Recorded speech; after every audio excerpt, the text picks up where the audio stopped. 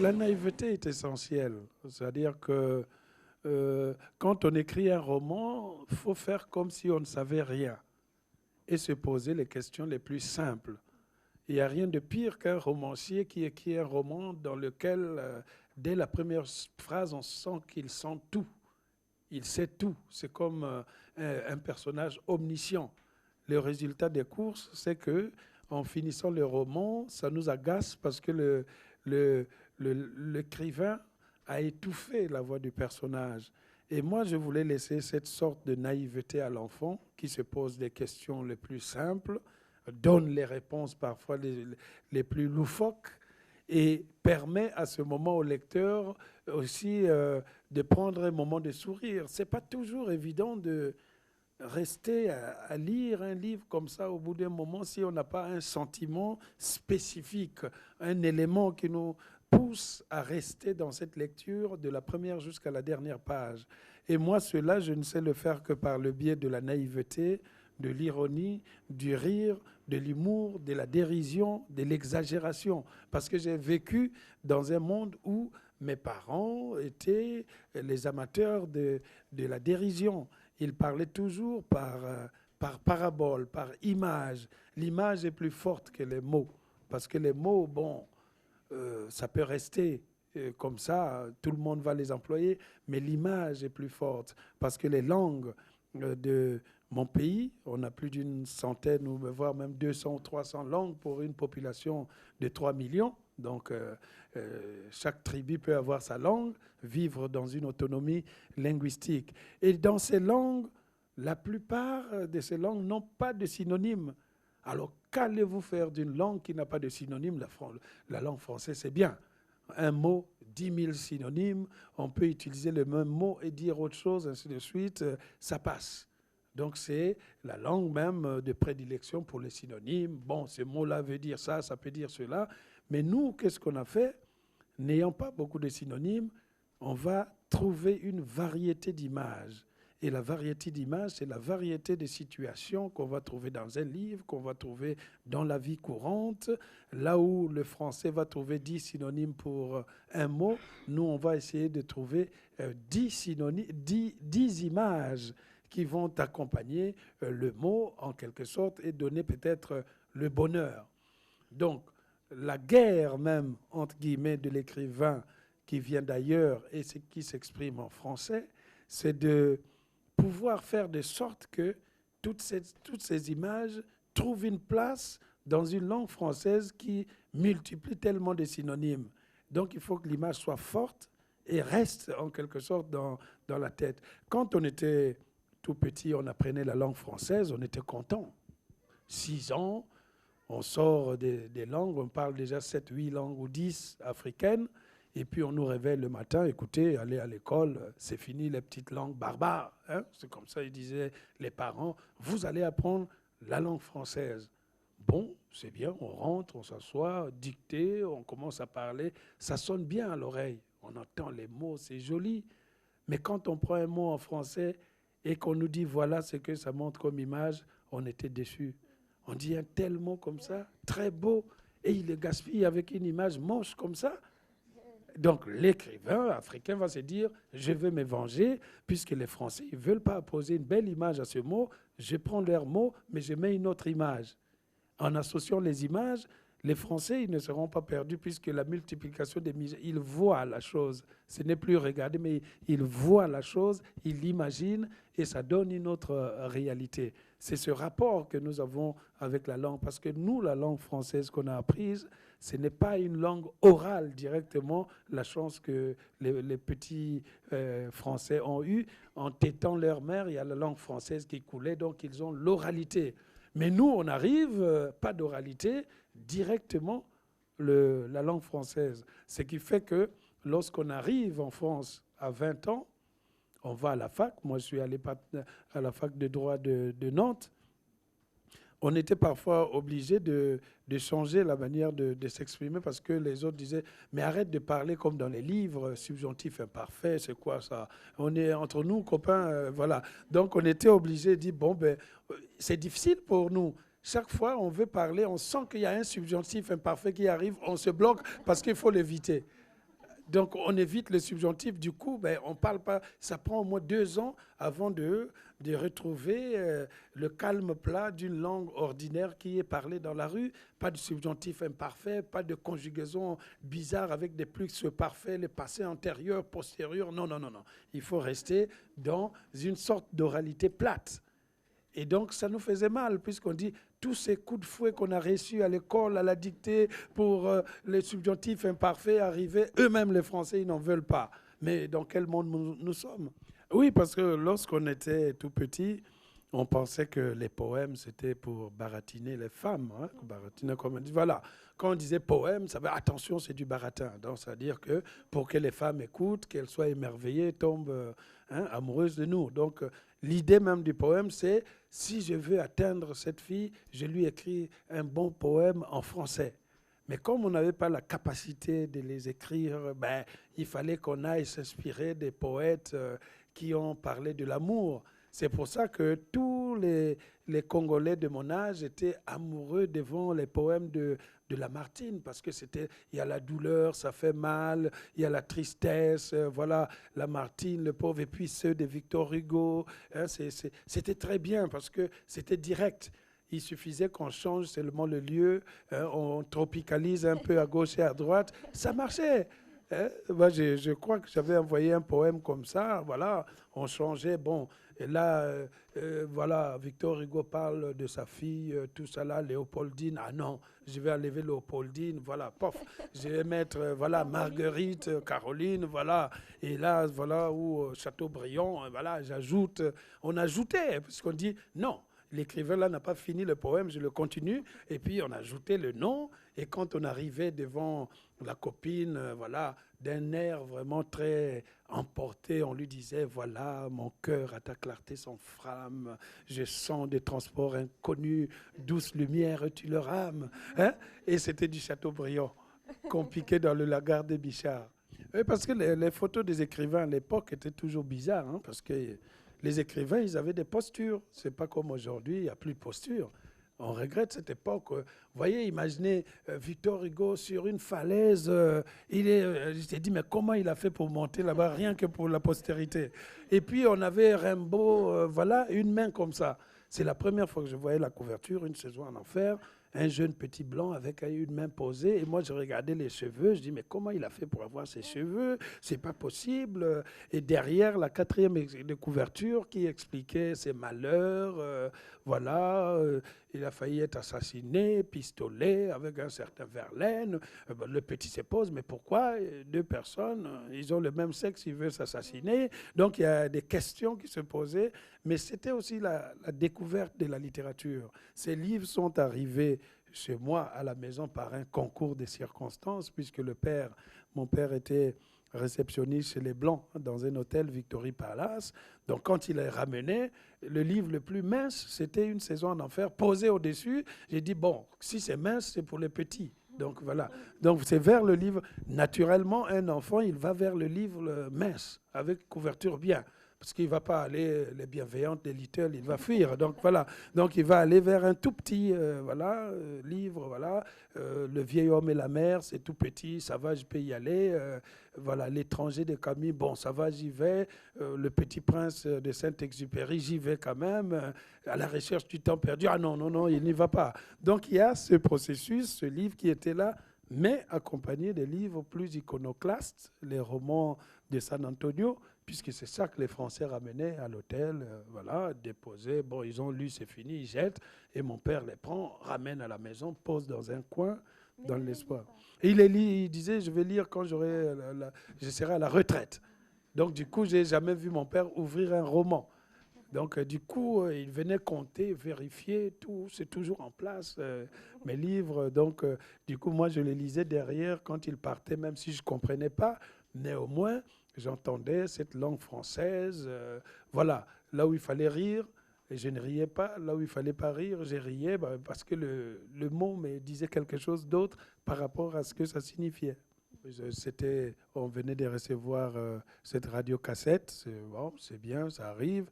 Mais le blanc qui avait offert ça à mon père, M. Montoire, qui existe toujours, à qui j'ai envoyé le livre là-bas, qui habite à Cergy-Pontoise, hein, devenu un très vieil homme, mais toujours gardé la prestance et autres, m'avait écrit par Gallimard, et puis je suis allé là-bas. Je vois son fils qui a maintenant mon âge, puisqu'il venait habiter dans cet hôtel, et comme mon père, de temps en temps, on lui ramenait beaucoup de fruits, de ceci ou quoi, ou de petits, quand il venait seul. Hein. Mon père s'est chargé, comme disait-il, de lui amener les gazelles. Donc voilà. Et des fois, il arrivait, donc mon père arrive à la maison, c'est moi qui lui amène des gazelles. Et donc moi, je ne comprenais pas. Il dit, mais comment il trouve des gazelles? On est dans la ville. Moi, j'aimerais bien qu'on nous ramène des gazelles à la maison. Mais bon, c'était le... Donc il y avait et dedans, il y avait une seule cassette, Georges Brassens, première chanson, Auprès de mon arbre. Ah donc, c'est évident, mon père, tous les jours, il appuyait, il écoutait d'une manière solennelle, et puis il bougeait la tête de l'autre côté, et ma mère qui grondait, c'est pas avec cette musique qu'il faut danser. Ça ressemble trop à nos musiques d'enterrement. Donc, voilà, la grosse voix, donc ça faisait peur à ma mère. Et moi, j'ai capté maintenant les paroles au fur et à mesure. Et quand j'avais fini par comprendre que dans la chanson, le monsieur était en train de pleurer un arbre, j'étais, mais c'est pas possible. Hein? Ils en sont vraiment là, à pleurer les arbres. Voilà, auprès de mon arbre, je vivais heureux, j'aurais jamais dû les quitter, des yeux, tout, les prénoms d'un chêne. Donc, nous, on cherchait, et paf, j'ai m'arrêté quand il disait mon arbre, mon alter ego. Je dis, mais c'est quoi alter ego? Et c'est là qu'avec son ami, il demande, ça doit être quelque chose de ceci, de cela. C'est aussi l'étonnement devant les mots, l'étonnement devant cette musique, où on se disait, écoutez, on a une musique africaine, on privilégiait beaucoup à cette époque le côté, hein, la musique est là, et on se met à se tortiller, à transpirer, à sauter, alors qu'il y a les paroles qu'il faut capter à l'intérieur. Et ces paroles me sont restées pendant longtemps. Et la discographie de Georges Brassens m'a toujours accompagné. Je pense que c'est le seul musicien occidental dont j'ai toute l'œuvre complète, y compris les enregistrements ratés, les trucs du début, les bandes en noir et blanc, tout. Chaque fois que je vois, j'achète. Je suis devenu celui qui regarde de très près. Et donc...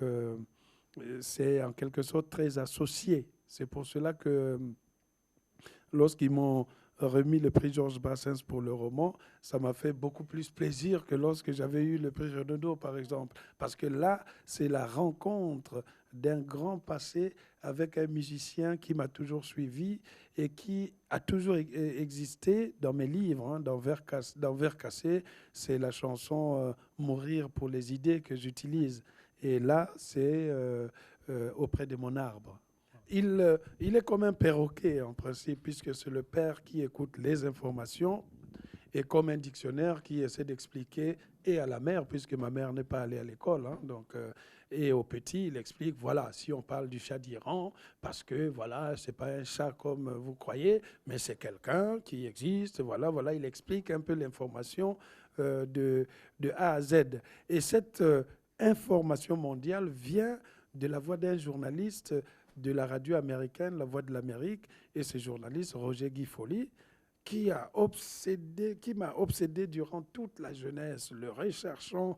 Et finalement, ce livre, c'est aussi un livre de rencontre. Un jour, je reçois un coup de fil de Washington, je crois que c'était à peu près un mois après l'apparition du livre, donc vers mi-septembre, on m'appelle pour me dire « Est-ce que vous ne voulez pas faire une émission avec Roger Guy Folly ?» Je dis « Mais comment Roger Guy Folly ?» Parce que moi, j'étais dans le roman, je me suis dit « Bon, peut-être que c'est mon imagination aussi, j'ai ajouté dans ma vie. » Mais non. J'ai dit « Mais Roger Guy Folly, il est là, il existe. » Oui, il est là. Et actuellement, il est à Paris en vacances. Ah là, mon sang en fait contour. Je dis, oui, on va vous envoyer dans un studio quelque part, vous allez être là et on fait une émission en duplex pour rappeler ces années 70. Lui, il va parler de son expérience de la radio et vous, comment vous l'écoutiez quand vous aviez une dizaine d'années. Donc, on me passe son numéro, on lui passe mon numéro. Mais avant, Roger Guy Folly me dit, écoutez, je suis en train de lire le livre, je le finis demain, on va se voir, on prend un café la veille de l'émission pour faire connaissance. Je dis, ben d'accord, on va prendre un café pour faire la connaissance à la veille de l'émission.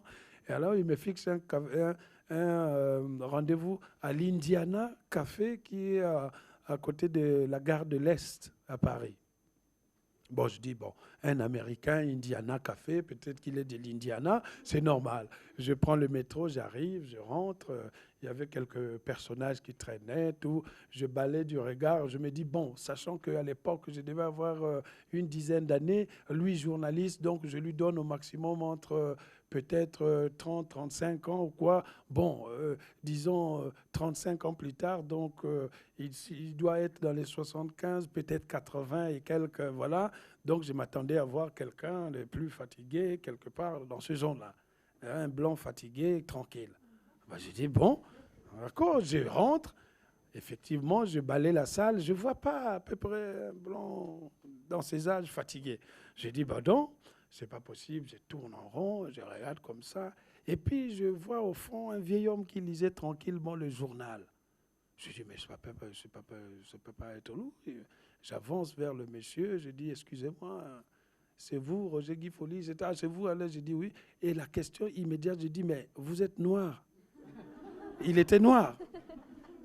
Et il dit, mais quoi? Parce que vous avez toujours cru que j'étais blanc? J'ai dit, mais oui, mais vous parlez à la radio américaine, donc pour moi. Il dit, non, non, non, je suis noir, comme vous le voyez, et je suis d'origine togolaise. Et là, j'ai failli tomber l'imaginaire. Donc c'est pour ça que je trouve même naturel que j'ai gardé, même dans le récit, l'esprit que c'était un Américain qui était blanc. J'aurais pas, si en écrivant un livre, on appelle, on fait des recherches, on appelle, et puis on gomme, on dit c'était non, non. J'ai laissé justement cette naïveté et j'ai vu cet homme dynamique qui parlait toujours avec une gouaille, qui critiquait les radios d'aujourd'hui, alors qu'à l'époque, on regardait comment nous vous avons formés. Hein? Si on n'avait pas formé des gens comme vous, comment vous, moi j'allais être un personnage. Du coup, il me donne même des idées d'un autre. Moi, je suis un personnage, je suis content. Après, il dit, je vais vous raconter une anecdote. Ma femme est blanche, donc on va en Afrique. Hein, on habite à Washington, on va en Afrique. J'ai prévenu ma femme, je dis, attention, je suis très populaire en Afrique. Je dis, ouais, ouais, ouais. Il dit, on va arriver, il y aura beaucoup d'enfants africains qui s'appellent Roger Guy Folly comme moi. Mais ce ne sont pas mes enfants. Voilà. Donc il y a comme ça des Africains, des familles entières. Mon propre cousin, son premier fils s'appelle Kimangu Roger Guy Folly. Hein, c'est les noms, voilà. Donc, il y a des gens comme ça. Vous allez dans une famille, bonjour, je vous présente mon fils. Voilà, lui, c'est Jacques Delors. L'autre, c'est Édouard Balladur. Et c'est des Noirs. Voilà, parce qu'ils ont aimé le personnage, ils donnent le nom tout courant. Donc, mesdames et messieurs, le jour où vous rentrez en Afrique, si vous entendez quelqu'un qui porte votre nom, votre femme ou votre monsieur ne vous a pas trompé. Hein. C'est l'admiration, parce que quand on aime quelqu'un, pour lui prouver l'amour, on donne le nom à son premier fils ou à sa fille, le nom du personnage qu'on a aimé. On a là-bas les Alain Delon, les Jacques Chirac, les Philippe Séguin, on a tout ça chez nous. Mais ils sont noirs, voilà. Ce pouvoir de fiction, si on réussit à le garder depuis son enfant jusqu'à l'âge adulte, c'est ça qui va faire de nous l'écrivain. On va partir d'un fait ordinaire et on va inventer en quelque sorte une vie. Il y a une nostalgie aussi dans l'écriture. Et j'ai un ami qui est spécialiste de ce qu'on appelle les anagrammes, en quelque chose. Hein. Donc, qui un jour m'a dit, mais j'ai regardé de très près ton titre, c'est terrible parce que si on le renverse avec les mêmes mots, en retournant les mêmes lettres, ainsi de suite, on obtient un titre qui serait « Un gamin va naître jadis ». C'est le sens de « Demain, j'aurai 20 ans ». Un gamin va naître jadis. Il y a aussi bien la naissance qui va se poursuivre, quelque chose qui va arriver, mais il y a tout d'un coup le mot « jadis » qui est à l'intérieur. C'est comment composer entre le présent, l'avenir et le passé. Et je pense que c'est l'anagramme le plus troublant que j'ai jamais vu dans mon existence. Et de voir que ça m'arrive à moi, c'était comme une sorte de prédiction. Voilà. Mais je pense que l'oralité, elle existe aussi un peu partout, même dans la langue française, dans l'histoire de la littérature française. Les chansons de Roland, les troubadours, tout cela, ça relève de l'oralité. Chaque société, à une étape donnée, est passée par la période de la littérature orale. Nous avons peut-être eu la spécificité en Afrique parce que pendant longtemps, nous avons cru et nous croyons toujours en la force de la parole. C'est-à-dire que ce qui est dit est plus dangereux ou plus bénéfique que ce qui a été écrit, puisqu'on peut déchirer le papier, mais la parole ne peut pas être déchirée en quelque sorte, parce que celui qui va dire la parole est nécessairement quelqu'un qui vient d'une lignée de ceux qui sont ce qu'on pourrait appeler les maîtres de la parole. La parole étant essentielle, les paraboles, les mythes vont fonder cette parole. Donc on a vécu, moi j'ai eu peut-être aussi la chance de naviguer entre le village et la ville. On allait voir la grand-mère et on sentait qu'on était dans un autre monde. Le monde des symboles, le monde ne touche pas à cet arbre parce que cet arbre, c'est ton grand-père. Il fallait comprendre ce qu'il y avait derrière cela. Le grand-père voulait nous exprimer que derrière chaque chose se cache un esprit. Donc toute la tradition de notre pays ou de notre ethnie, à cette tribu, je dirais même, passait par la connaissance même de la nature, et en se disant que dans la nature, ce n'est pas seulement un arbre que vous voyez. L'arbre est là peut-être pour quelque chose. Il nous protège. En cela, peut-être nous étions parmi les premiers écologistes, hein, puisqu'on défendait les eaux. Il ne faut pas jeter des ordures dans la rivière, parce que dans la rivière, il y a les esprits de nos ancêtres qui sont à l'intérieur. Il ne faut pas couper les arbres, parce qu'en coupant un arbre, peut-être que tu coupes la tête à ton oncle. Il ne faut pas attraper un coq, n'importe lequel. Je crois qu'il y a une histoire dans Demain j'aurai 20 ans, l'histoire du coq solitaire. C'est monsieur qui, par sa gourmandise, a tué un coq qui était le double de son propre père, parce qu'il voulait manger un coq le jour de l'an, et il a choisi un coq qui était le mauvais, il l'a décapité, et le lendemain, son grand-père est mort parce que ce coq avait un lien mystique entre eux, en quelque sorte, un peu comme ces histoires qu'on a dans le porc-épic et autres. C'est des histoires que ma mère, dans son analphabétisme occidental, on pourrait dire, parce qu'en Occident, on dirait qu'analphabète, elle n'est pas allée à l'école et autres, mais moi, quand je l'écoutais, pour moi, elle était un puits de science. Elle prenait une essence, une plante, elle disait, voilà, ça soigne la toux, ça, elle dit plante, mais dans sa tête, elle sait le sens de n'importe quelle plante. Elle explique pourquoi la terre ici est rouge, là-bas elle est de telle couleur. Elle peut lire les saisons en quelque sorte. Donc il y avait une connaissance, sauf que la façon de juger la connaissance est différente d'une civilisation à une autre. Ici, on a formé les canons de l'évaluation de la connaissance. On a dit la connaissance passe par la langue, vous devez parler telle langue, vous devez aller à l'école, vous devez avoir tel diplôme. Mais qu'en est-il de tous ceux qui ont reçu une initiation et qui, par leur initiation, permettent l'équilibre de la société? C'est peut-être cela aussi, les grands orateurs de l'époque, ceux qui étaient les gardiens de cette littérature orale, de cette culture orale telle que défendue par Amadou Hampâté Bâ et les autres. Donc moi, je pense que toutes ces histoires de la tradition orale qu'on me racontait par mon oncle, par mes tantes, lorsque j'allais au village, tout cela a réussi à forger à moi un imaginaire. Et cet imaginaire, j'essaie de le mettre en connexion avec le savoir occidental que je suis venu apprendre ici, ou que j'ai commencé à apprendre à l'école des Blancs, comme on dit, puisque captant l'imaginaire occidental, qu'est-ce que je peux en faire avec mon imaginaire d'Africain, eh ben, je fais un mélange qui peut à la fois, dans lequel les gens de l'Occident et de l'Afrique peuvent se retrouver à l'intérieur de cela. Donc en cela, nous perpétuons une certaine courtoisie des civilisations. C'est-à-dire qu'au lieu de chercher un conflit en disant ça c'est une mauvaise civilisation, la meilleure c'est la mienne ou ainsi de suite, c'est la dépravation. Moi je cherche toujours le lien entre les deux. Parce que je sais, si moi je peux comprendre les réalités de l'Afrique, il n'est pas exclu que quelqu'un qui est de l'Asie puisse le comprendre ou quelqu'un qui est de l'Océanie. Il n'y a pas de civilisation fermée. Celui qui est ouvert à la rencontre entre dans n'importe quelle civilisation. L'essentiel est qu'il y aille sans préjugés. Donc je pense que je ne cherche même pas parfois à forcer les choses. Elles viennent de manière presque naturelle. Je dis, il y a beaucoup de choses dans dans les civilisations africaines, eh bien, je les prends.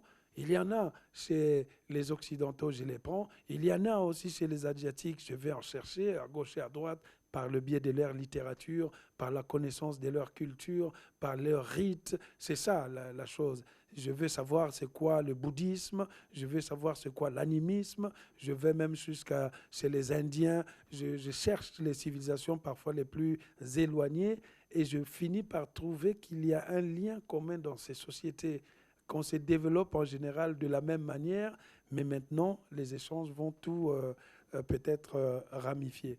Ah oui, les féticheurs, c'est ce qu'on appelle ici pratiquement sorciers, c'est les garants même c'est l'instance suprême entre les êtres humains et les puissances de nos ancêtres. Quand quelque chose ne va pas, on se dit les féticheurs. Quand l'hôpital des Blancs n'a pas pu guérir quelqu'un, on se dit, si les Blancs n'ont pas pu, il faut aller voir les féticheurs. Les féticheurs sont le dernier recours. On va vers eux parce qu'on se dit, ils disent toujours la vérité. Ils décryptent le langage des ancêtres. Donc, en l'occurrence, Michel, lui, il est victime peut-être aussi de ce système de féticheurs où quand sa mère n'arrive pas à avoir des enfants, on va voir le féticheur, hein, sans que Michel ne soit là. Le féticheur dit, mais vous cherchez trop loin. Le problème, ce n'est pas le ventre de Pauline, c'est l'enfant que vous avez là-bas, c'est lui le problème. On dit, mais comment ça? Mais non, vous le voyez, c'est un enfant le jour, mais en fait, quand tombe la nuit, il devient un vieux avec une barbe qui marche juste par terre et il discute avec d'autres vieux pour faire du mal, quelque chose. Donc, il y a une explication kabbalistique. Et la mère, naturellement, dit, mais qu'est-ce qu'il faut faire? Il n'y a rien à faire, il faut lui demander pardon et lui faire beaucoup de cadeaux. Donc voilà, le petit Michel qui du jour au lendemain, on n'est même pas à Noël, et vas-y qu'on t'achète ça, il ne comprend pas, il est content, il demande, voilà. Mais ils ne peuvent pas lui dire directement, c'est toi l'objet de la cause de nos malheurs. Et quand le petit demande, mais c'est bizarre, vous êtes très gentil, les autres disent, écoute, il faut penser à nous, hein. Mais penser en quoi? Donc c'est cette sorte de guerre aussi que je mène contre parfois les féticheurs qui ont parfois détourné le destin des gens. Quand il y a un problème qui n'existe pas, on ne peut pas toujours l'expliquer de cette façon parce que tout d'un coup, c'est toutes les sociétés africaines qui redéfinissent même la place de l'enfant unique, moi j'en suis un, dans la société africaine. Si vous avez un enfant unique, c'est la faute à cet enfant unique puisqu'il cause le malheur de la famille. Donc, il faut composer avec dans ce sens. Et vous êtes montré du doigt partout. À l'école, moi, j'étais obligé de m'inventer des frères. Et non, non, non, non, j'en ai beaucoup. Hein. Et voilà, lundi, je dis j'avais 2. Et j'oublie, mercredi, je vais dire aux autres, j'ai 4. Et je dis, mais hier, tu as dit qu'il y avait 2. Ah ben oui, j'avais oublié 2, mais j'ai 4. Voilà. Donc, c'était toujours, j'ai passé le temps à inventer une fraternité qui n'existait pas. Parfois, j'amenais le cousin, je l'habillais bien, tout, rasé tout. Je dis, écoute, on va aller là-bas et puis tu te présentes comme mon frère. Et bien, on passait, oui, il jouait son rôle. Mais à la fin, bon, quand je rentrais à la maison, c'était tout seul que j'ai rentré. Le cousin, il allait rejoindre ses 7 ou 8 frères. Voilà. J'ai laissé tout simplement parler cet enfant. Je me suis dit, il a le droit de parler. J'ai suffisamment parlé à sa place. Et donc, je me suis rappelé comment j'étais lorsque j'étais enfant, quelles sont les questions fondamentales qui me préoccupaient à cette époque-là et quel était le degré de savoir que nous avions. À une dizaine d'années, le petit Africain, il était déjà aguerri de beaucoup de questions parce que, euh, ayant appris même la langue directement à l'écrit, euh, l'écrit, c'est sacré en quelque sorte en Occident. C'est là où on cache tout le savoir. En quelque sorte, pour ça, on disait, si vous voulez savoir qui est le blanc, lisez leurs livres. Donc, on va dans les livres à l'intérieur. Quand vous prenez un roman, même à cet âge, 10, 12 ans, on vous fait lire, on avait le même programme. On nous fait lire les, les livres de Marcel Pagnol, mais nous sommes en plein dans le sud de la France. Pendant ce temps, les écoliers du sud de la France, on les prive de lire ce qui se passe au fin fond de la bourse là-bas. Donc nous avons l'avantage de voir comment ils vont faire.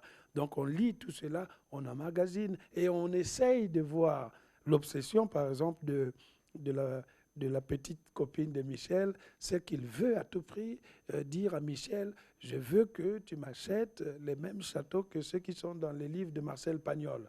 Parce que tous les jours, il voit le château de ma mère, la gloire de mon père, les trucs comme ça. Donc, il y a une obsession. On imagine les châteaux au cœur de la bourse. On se dit, mais c'est quoi un château? On essaie de les dessiner, mais on ne peut pas. Il n'y en a pas au périmètre carré de là où on vit. On a des cases. Mais il faut imaginer un château. Donc, on rentre dans les livres dans lesquels c'est la bourgeoisie. Parfois, bon, on voit dans les livres de Zola ce côté populaire. On se dit, ben, c'est comme nous, mais c'est pas comme nous. On n'a pas ces mêmes machines. Donc, on essaye d'imaginer en tant que tel. J'ai fermé les yeux et j'ai laissé justement parler ce petit enfant avec tous les souvenirs que j'avais autour de moi, de ma famille, à la maison avec ma mère, ou de ma deuxième mère, donc puisque ma mère, ma mère était, et mon père plutôt, était polygame, hein, avait une première femme, puis avait pris une deuxième femme, c'était ma mère, et moi j'étais un fils adoptif, donc il n'y avait même pas de lien de sang, d'où le fait que même dans le livre, c'est aussi la redéfinition de la notion de la paternité. C'est qui le vrai père? Est-ce que c'est celui qui vous a conçu et qui a disparu, ou bien celui qui a pris dans son intime conviction la destinée d'un enfant en faisant de cet enfant comme le seul être sur Terre sur lequel il pourrait fonder peut-être son avenir à lui aussi. Donc la notion de père est discutée. Ce n'est pas forcément le père biologique qui est le vrai père, mais c'est celui qui décide en regardant un enfant droit dans les yeux que celui-là, c'est mon enfant. De fraternité également, puisque Michel est très bien accepté, Par considéré les autres comme frères. son frère, le frère, le même frère, à même égal que les autres. C'est important Voilà. aussi. Et c'est, Voilà. Mais c'était même presque un tabou parce que je voyais le père qui disait le jour où je vais entendre, parce que de l'autre côté, dans l'autre famille, ils étaient 7 ou 8, ou 7, voilà, 7, dont on n'avait pas des liens, hein, puisque eux, ils étaient directement les enfants du père. Et la consigne était le jour où j'entends un des frères dire à Michel que ce n'est pas notre frère, celui-là, il est foutu. Donc, c'était jamais, on ne pouvait jamais dire ça. Quel que soit le degré, on se chamaillait ou quoi, mais jamais de dire tu n'es pas le vrai enfant. Parce que là, ça créerait une sorte de guerre. Et ça, c'était même plus la première mère, donc celle qui n'était pas ma mère, qui le disait à ses propres enfants. Si j'entends dire les choses pareilles, parce que la mère savait aussi que quand elle voulait obtenir quelque chose de mon père, il suffisait qu'elle passe par Michel. Tout de suite, la demande était agréée dans les minutes qui suivaient. Hein. Il disait, écoute, va dire à ton père que j'ai vu un pagne au marché, mais bon, ça coûte un peu cher. Et moi, j'ai trouvé un alibi, j'arrivais, je dis, mais le pagne de maman Martine, là, il commence à se déchirer, je trouve qu'il faut quand même lui acheter un pagne. Donc voilà, et tout de suite, le père savait qu'on avait discuté. Ben, le lendemain, il venait avec 2 pagnes parce qu'il ne fallait pas fâcher ma mère biologique. Donc elle amenait 2 pagnes, les mêmes, et elle les mettait toutes les 2 pour marcher dans la rue, hein, tranquillement, devant le quartier qui regardait. Quand on est dans le communisme, on est dans un régime de matraquage, de bourrage de crâne, comme on dit. Aux enfants de 7-8 ans, on fait réciter les passages du Capital de Karl Marx. On dit, prenez ça. Vous ne savez pas à quoi ça sert, mais ça viendra. Donc, du coup, nous, on était là, on récitait les pages de Karl Marx, on récitait les pages de Ludwig Feuerbach et la fin de la philosophie classique allemande. À la fin du livre, il y avait les thèses, hein, notamment celles que je reprends là. Les philosophes n'ont fait qu'interpréter le monde. Désormais, il s'agit de le transformer. Alors donc, à 8 ans, vous voyez un petit qui arrive en classe. Les philosophes n'ont fait qu'interpréter le monde, il s'agit de le transformer. Donc, mais on ne savait pas. Après, il faut analyser qu'est-ce que l'interprétation du monde, la transformation du monde. C'était terrible. On était des petits perroquets et parmi les grands préceptes qu'on apprenait aux enfants, c'est que pour contrer la religion, on nous apprenait déjà à nous dire la religion, c'est l'opium du peuple. Alors, bon, tout enfant, il dit, mais l'opium, c'est quoi? Donc, on ne savait pas. Donc, quand il demande à sa maman, mais attends, maman, l'opium, c'est quoi? La maman dit, non, ça doit être un mauvais mot parce que quand ton oncle emploie un mot qu'on ne connaît pas, ça veut dire que c'est une insulte. Donc du coup, dans le quartier, chaque fois on fait une bêtise, on te traitait espèce d'opium du peuple. Donc voilà, donc du coup, l'opium du peuple était devenu quelque chose, c'est une insulte grave. Les gens se battaient dans les rues. Qu'est-ce qui se passe? Il m'a traité d'opium du peuple.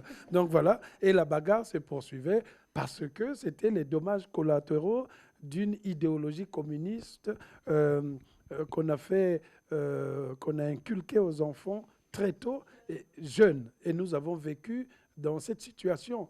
Le communisme, c'était ça. On avait l'art même de sortir des gens de 8 ans, qu'on faisait des petits clones, hein, qui n'avaient pas d'âme et qui récitaient des choses qui étaient trop supérieures à leur intelligence à cette époque.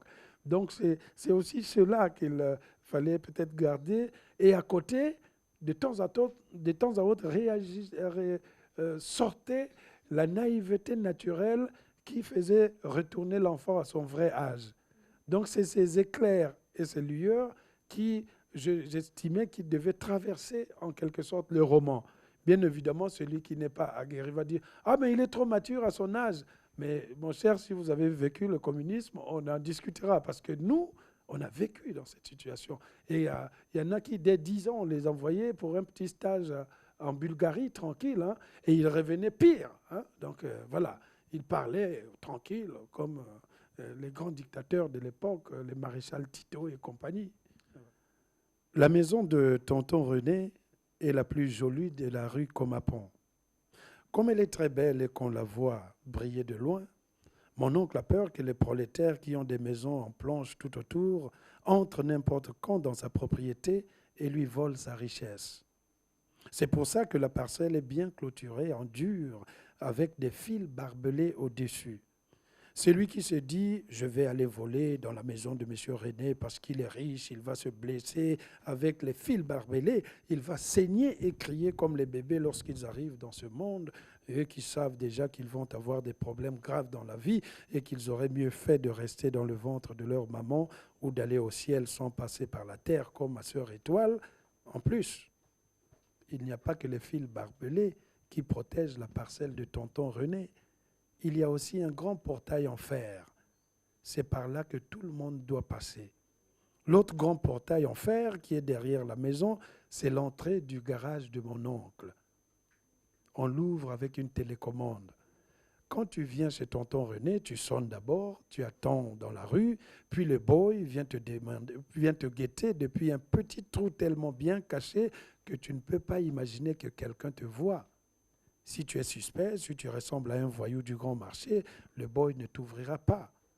Si tu insistes à rester devant la porte de la parcelle, il t'envoie Miguel, qui est, d'après mon oncle, le plus méchant des chiens du quartier, voire de la ville, et pourquoi pas du Congo et du monde entier. Lorsque Miguel est énervé, il cherche à mordre sa propre silhouette. S'il est méchant comme ça, c'est parce que chaque matin, le boy lui fait boire de l'alcool de maïs.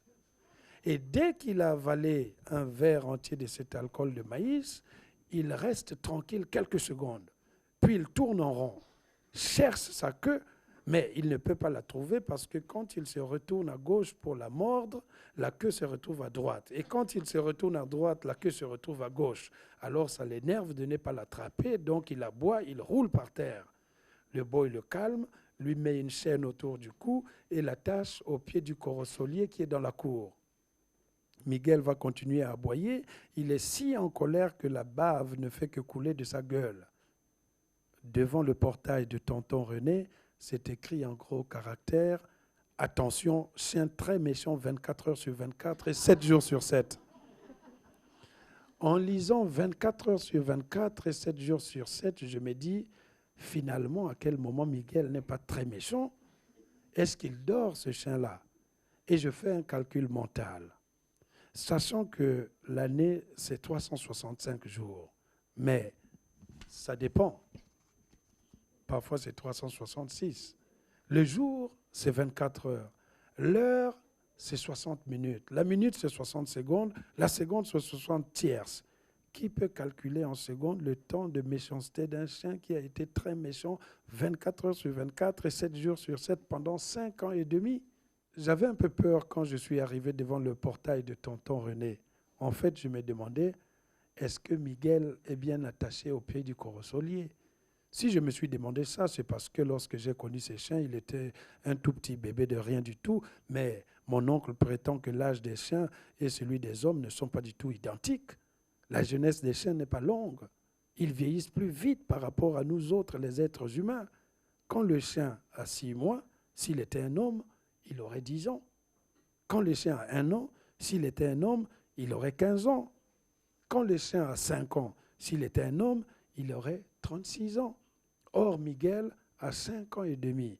S'il était un être humain, il aurait donc aujourd'hui 46 ans et serait un vieux par rapport à moi. Alors que je l'ai vu tout petit, que parfois c'est moi qui lui donnais du lait. Et lui, il aimait bien ça.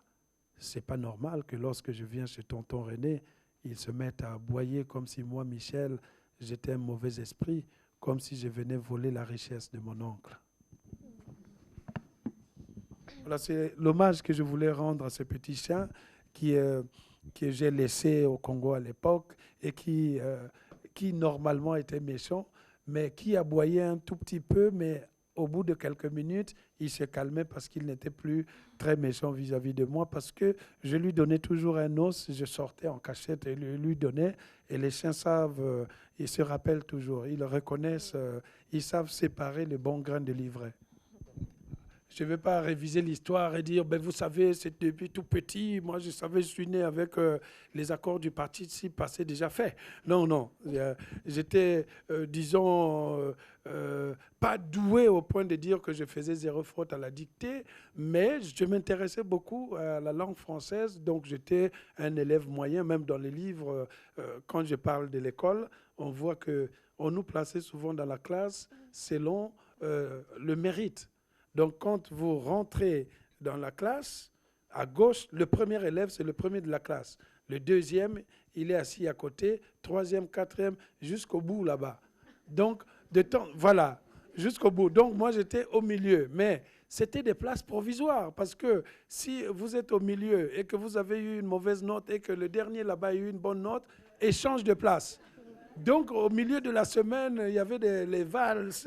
Mais il est où? Non, non, non, non. Donc, on rentrait, on voyait déjà la cartographie de la classe. Donc, notre rêve, c'était de quitter le milieu pour avancer. Mais ceux qui étaient derrière, ils rêvaient d'être au milieu, pendant que nous, voilà. Donc, il y avait cette alliance du premier rang. Donc, pendant un exercice, voilà, ils discutaient en grand, les plus intelligents de la classe. Écoute, voilà, tout, voilà. Quand ils avaient besoin un peu d'argent, ils disaient, écoute, tu me donnes un peu ton argent de poche.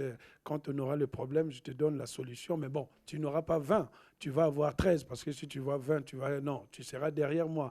Donc, il y avait des trafics comme ça d'influence où les plus intelligents monnayaient leur intelligence pour nous avancer de quelques tables devant. Donc, il y avait cette sorte d'engouement.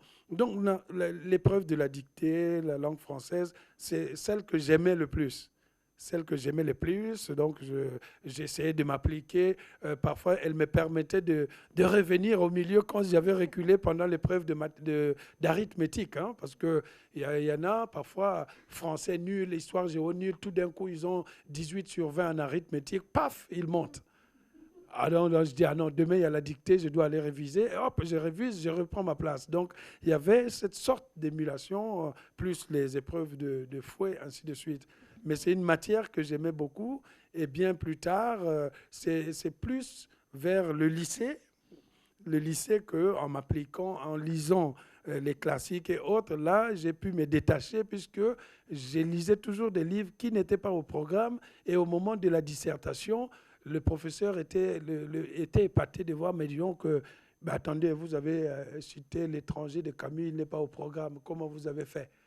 Ben, parce que j'avais pris le bus, je suis allé au centre culturel, j'ai dormi, j'ai lu le livre, j'étais tellement content. Et pendant qu'on nous donne une dissertation, je dis, tiens, je vais épater le professeur, parce que c'était diligenté vers le professeur. Hein. Il dit, j'étais hors sujet, mais lui, il était content. Il y a un qui a parlé d'Albert Camus. Oui, il a parlé d'Albert Camus, alors la dissertation, c'était, bon, ça allait dans un autre sens, et moi j'étais là, Albert Camus, dans son truc, je cite, parce que j'ai récité des pages, voilà, ma mère est morte un jour, ouais, peut-être hier, demain, je ne sais pas, mais non, même, il est content, fin de citation, je continue ma dissertation, au milieu là-bas, j'ai dit, bon, il y a qui? Bon, tiens, je vais mettre du Chateaubriand. Donc le gars, il s'est retrouvé, il est content. Il arrive, il dit, bon, vous étiez au sujet, mais je suis content de vous.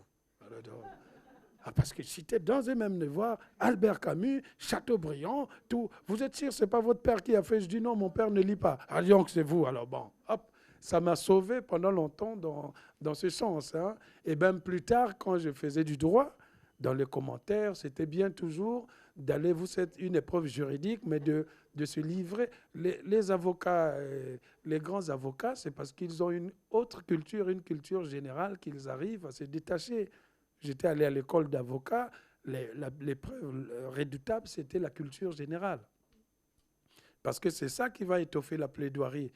Les lois, tout le monde les a dans le code civil, mais comment un grand avocat va tenir en suspense l'auditoire par le côté emphatique, il convoque les classiques, il revient dans la modernité, il bifurque vers la peinture, puis il rentre dans l'entomologie pour décrire comment les coléoptères font leurs œufs pendant le printemps ou quelque chose. Et là, l'auditoire, le juge ne dort plus. Il est là, il veut donner la peine de mort, mais il dit, il n'y a pas moyen qu'on change la peine de mort, au moins en perpétuité. Voilà. C'est ça aussi, les grandes choses. La culture générale nous aide à combler les lacunes qu'on a, par exemple, en sciences et autres. On dit, bon, ça va quand même, il n'est pas dans le coup, mais bon, il m'a fait plaisir en me parlant d'Albert Camus. Donc, c'est ça aussi. Donc, quand j'ai des jeunes qui sont devant moi, j'ai dit, insistez sur la culture générale, diversifiez la connaissance. Ne restez pas dans votre discipline, parce que ce n'est pas tous les jours que vous allez parler de la mécanique avec quelqu'un. Alors que si vous avez une généralité dans la culture, la littérature, la peinture, la mécanique, bon, tout de suite, comment ça se répare? Ça va. Mais on peut trouver dans un roman un personnage qui est en train de réparer une voiture. On est dans la mécanique et puis on passera à autre chose. Voilà. Merci beaucoup, Alain Mabanckou, mais c'est pour moi. Cette rencontre. Merci à vous aussi. Merci.